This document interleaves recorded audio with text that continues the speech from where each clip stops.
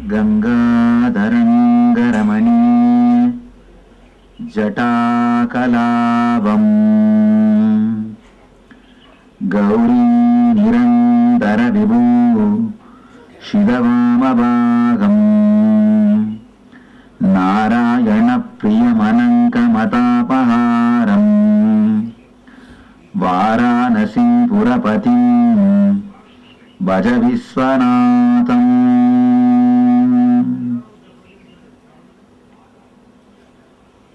शंभो भज विश्वनाथम्।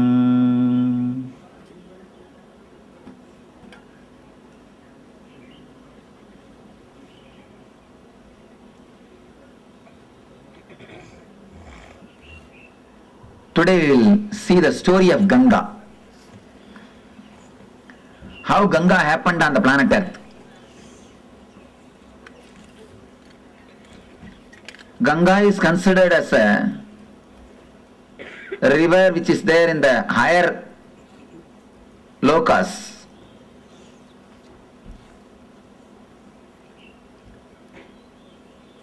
It was there with the Kamandalu of Brahma. Means this is the energy, this is the water energy of existence. Brahma means a creator, the energy which creates the whole existence. If you see Brahma, you can see four things with him. One is the Kamandalu, means the water energy. Another one is the palm leaves, Veda, knowledge, wisdom. Then Akshamala means Japamala.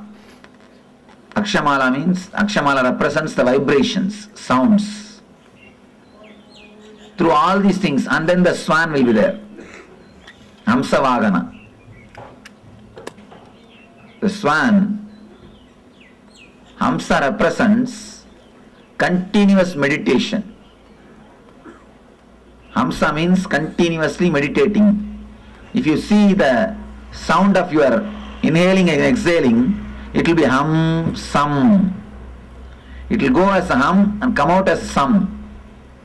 When they say hum, sum, they mean continuous awareness. Creator has to be with continuous awareness. Only with awareness you can create. Creativity and awareness is directly connected. That is why Brahma is described with Akshamala, means vibrations. Pustaka means the knowledge, Vedas. And the Kamandalu, water energy. And Hamsam, awareness. Man who has reached the ultimate awareness, the Parama awareness, is Paramahamsa. Hamsam means awareness. Man who has reached the ultimate awareness is Paramahamsa. Ganga is the water energy of Brahma. She was there in his Kamandalu. Now I will describe the scene, how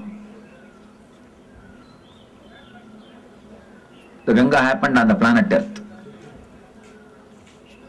First I will tell the story, then we will see the deeper meaning of that metaphysical story.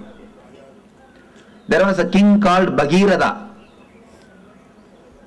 For some reason, his forefathers have been cursed by some rishi and they all died. They have been burnt, reduced to ashes. All their ghosts are living there, struggling, suffering. They are not liberated. So they beg Bhagirath to help him some way. Bhagirath decides, I have to do something and liberate. He starts meditating, doing penance, doing tapasya towards Brahma. Brahma appears and gives darshan. And he says, yes, I can send the Ganga to the planet Earth, no problem. But be very clear, can planet Earth hold the Ganga's speed? Can planet Earth sustain the force of Ganga? First, do something for that. Arrange for it. Then I will send the Ganga. Then again he starts doing penance, doing tapasya. After the tapasya, Shiva appears. Shiva asks, what do you want?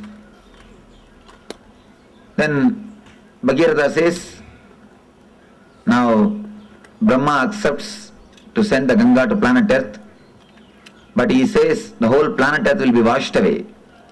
Planet Earth cannot withstand the speed of Ganga. Please do something, you have to protect us, you have to take care of us. Shiva says, all right, I will take care, don't worry. Tell Brahma to send Ganga, I will take care. He gives the assurance. Then again he meditates towards the Brahma. Now Brahma appears and says, I am ready to send, but Devatas are not ready to depart with Ganga. Devatas wants Ganga to be there. Bhagirath asks, what for Devatas wants Ganga to be there? No, they have to take bath in Ganga every day. It is their life source. Ganga is not simple water, it is an energy. By bathing in that only, every day they rejuvenate their body and mind. And anybody takes bath in Ganga every day, naturally their body and mind will be rejuvenated. That is why in this hilly area, no medical facilities, practically nothing. But see how many millions of people are living happily. Happily they are living. Ganga is the mother who is protecting everybody. So the Brahma says they have to take bath every day. Then Bhagirath says, all right, I will arrange all the facilities for Devatas to stay in the planet Earth. Just on the banks of Ganga, I will create cities where all gods and goddesses can live and have bath every day and have their regular routine as they have in the other loka, as they have in the Brahma loka. Brahma says, if that is the case, then I agree. Go ahead and do it. Then he comes and does tapasya towards Himachala, the Hima hills, Hema Parvata. The Himaraj, who is the father-in-law of Shiva, he does tapasya towards the Himaraja. Himaraja appears and asks, what do you want? I want you to be the host for Mother Ganga. I want you to be the host for Mother Ganga. And you are the person in whom I can create a city for all the Devatas. And only from you the Ganga can flow. You are the only person who can be base for Ganga, who can be base on which Ganga can flow and flow towards the planet Earth. You see, whenever they put the street taps in India, water taps, you can see straight away when it falls, where the water falls, they will have a stone, so that the erosion will not happen. Once the water falls, then it can flow, there will be no erosion. But falling time, for that force, you need a strong stone as a base, so that the erosion will not happen. So only you can be the strong stone on which Ganga can land. Then afterwards, it can flow towards the planet Earth. Please help me. You have to be the base. Then Himaraja says, how can I host her? She is the competitor of my daughter. Actually, she is supposed to be, the Ganga is considered to be the feminine energy of Shiva. Himaraja's daughter is Parvati. Parvati is the wife of Shiva. How can I host her? After all, she is my daughter's competitor. Of course, after all, this guy is not, he sees all the social things. Then Bhagirath does tapas towards Parvati. Mother appears and asks, what do you want? Then he says, Ma, I wanted Ganga to come to the planet Earth. I wanted your father to be a host. But he says Ganga is competitor of you. How can he host Ganga? She says, who said she is my competitor? I am she. She is me. After all, mother is enlightened. She is a Devi, goddess. She says, how can somebody be competitor? I am Ganga. She gives a beautiful explanation. In a metaphysical explanation, you will all understand. Important idea. Every woman has got the aspect of mother and beloved. Mother and beloved. Woman who has realized the mother and beloved aspects in herself is only the fulfilled woman. She says she is the woman as feminine aspect of me. I am the mother aspect of her. That is why in the traditions of Hinduism, all gods will be described with two wives. Don't think two persons, no. Two energies of same women. Valli Devasena. Devasena is the mother energy. Valli is the women energy. See, the woman is supposed to be the beloved and mother of a husband. So, the person who has realized both the dimension becomes goddess. She becomes goddess. So, when they describe all these gods having two wives, don't think they are polygamous. No. They are not with two women. No. The two energies, their wives are so great. They have reached such a peak. They have realized both the energies which is inside them. They care for the universe as they care the husband as the beloved and as the mother. If you are missing some one aspect, you are missing something. You are not complete. When a man becomes enlightened, he radiates the feminine and masculine aspects. He integrates both and he becomes both. When a woman becomes enlightened, she integrates the mother and beloved aspects and she radiates both. Uma says, she is my feminine aspect. She is my beloved aspect. I am the mother aspect. So she is not my competitor. She is not competing with me. She is complementing me. Then she goes and tells Imaraja, host her. Imaraja accepts that Imaraja will host her. Then Bhagirath starts building the whole city throughout the route in which Ganga is supposed to travel. He meditates on every hill and takes permission. He prays to every hill. Every hill says, yes, I will give the way for Ganga. So the whole route is cleared. Then he goes and prays to Kalabhairava, who is the in charge of city Varanasi. Kalabhairava is the in charge of Varanasi city. He meditates towards Kalabhairava. Kalabhairava appears and says, what do you want? I wanted, please give us the way for Ganga. You should receive Ganga and give us the way. Kalabhairava says, surely I will give, don't worry. But this is such a holy city. Tell Ganga to do a production of the city and go. Do a production of the city and go. He says, yes, I will surely tell Ganga. And Ganga accepts that. Kalbhairava's command, and she takes the U-turn, means the Uttaravagini. She is called Uttaravagini in Kashi. Usually Ganga flows only towards the ocean. Suddenly she takes a turn. There is no hill, that you should understand. There is no hill on which she hits and turns.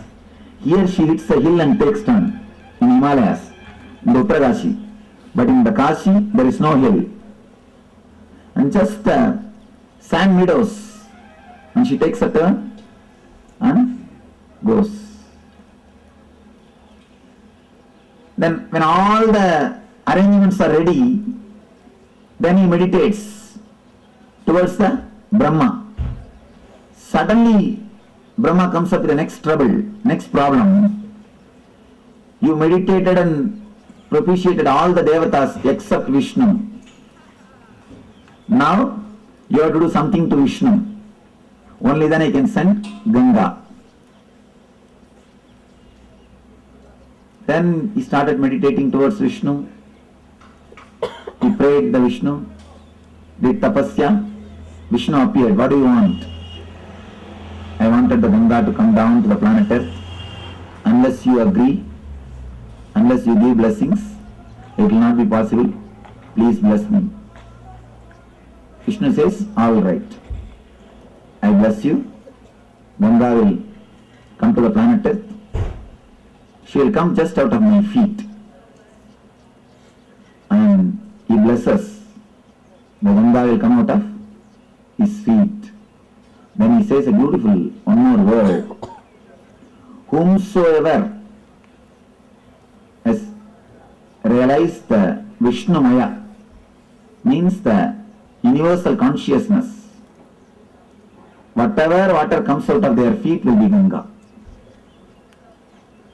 Whomsoever has realized the Vishnu Mayam Jagat, whomsoever has realized me, from their feet whatever water comes out will be Ganga. From this word only the tradition of Pada Puja starts. Pada Puja of enlightened masters starts from this tradition. Vishnu says, whomsoever has realized the Vishnumayam Jagat, Sarvam Vishnumayam Jagat, from their feet Ganga will flow. From their feet Ganga will flow. Then now he again meditates towards Brahma. Brahma appears with all his glory and compassion, blesses the Bhagirath. Then he prays to Ganga Ma. Then he does tapasya towards Ganga Ma, meditates and invites the Ganga Mother. Ganga with her all compassion.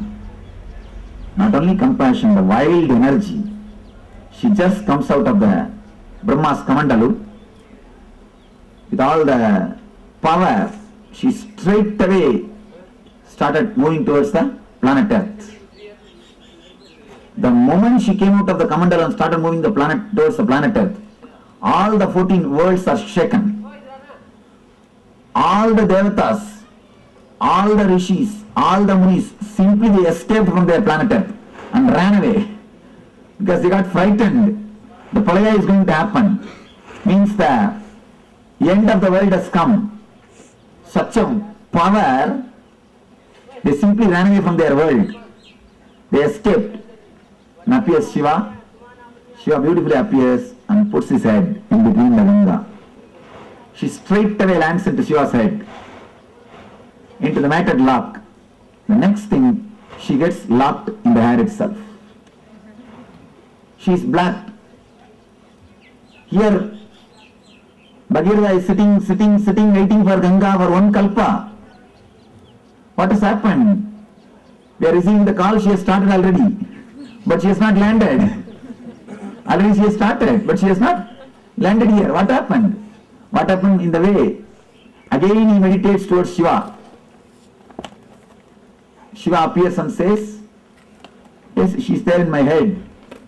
Now what do you want me to do? Bhagirath says, please just send her a little bit. Don't hold the whole thing. Then Shiva says, oh, is it so? Alright. Then just, he moves one hair. Just he does. Only one hair moves, and from the one hair gap, just Ganga comes out and lands on the Himalayas and comes. That is the river which is flowing throughout this planet Earth.